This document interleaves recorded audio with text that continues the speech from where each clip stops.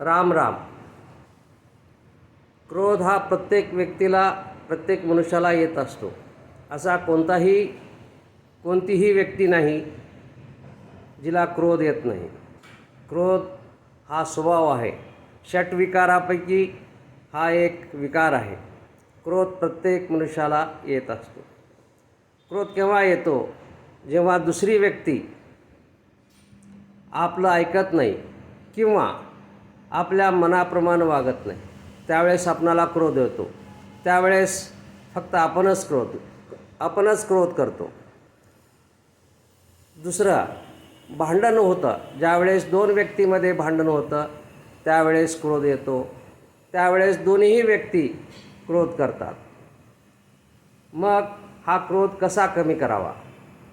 पहिल्या वेळेस ज्यावेळेस फक्त आपणालाच क्रोध येतो त्यावेळेस काय करावं?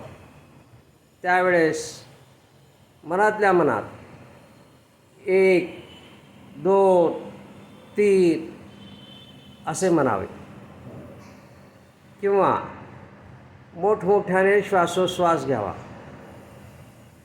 मोठ्याने श्वास घ्यावा आणि हळू सोडावा.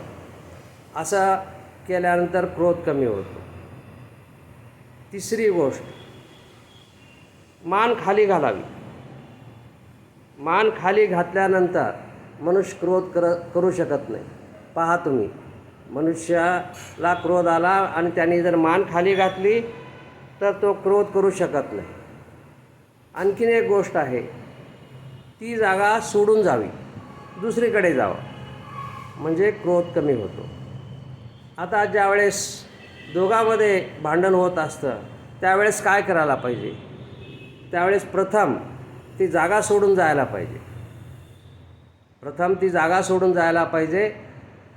त्यावेळेस 1, 2, 3 म्हणण्याचा काही फायदा होत नाही किंवा श्वासोश्वास मोठ्याने घेतल्याचा काही फायदा होत नाही, कारण दुसरी व्यक्ती क्रोध करत असते. त्यावेळेस जागा सोडून जाणे हे फार महत्त्वाचं आहे. आणि क्रोध हा असावाच. ज्याप्रमाणे श्रीकृष्ण महाराज म्हणतात, युक्त आहार विहारस्य, त्याप्रमाणे संसारामध्ये युक्त क्रोध असावाच लागतो. क्रोध असणं हे फार महत्त्वाचं आहे. सापाने मनुष्याला चावू नये, परंतु सापाने फुत्कार करावा. त्याप्रमाणे मनात जरी काही नसेल तरी वरून तरी दाखवावं की आपणाला क्रोध येत आहे.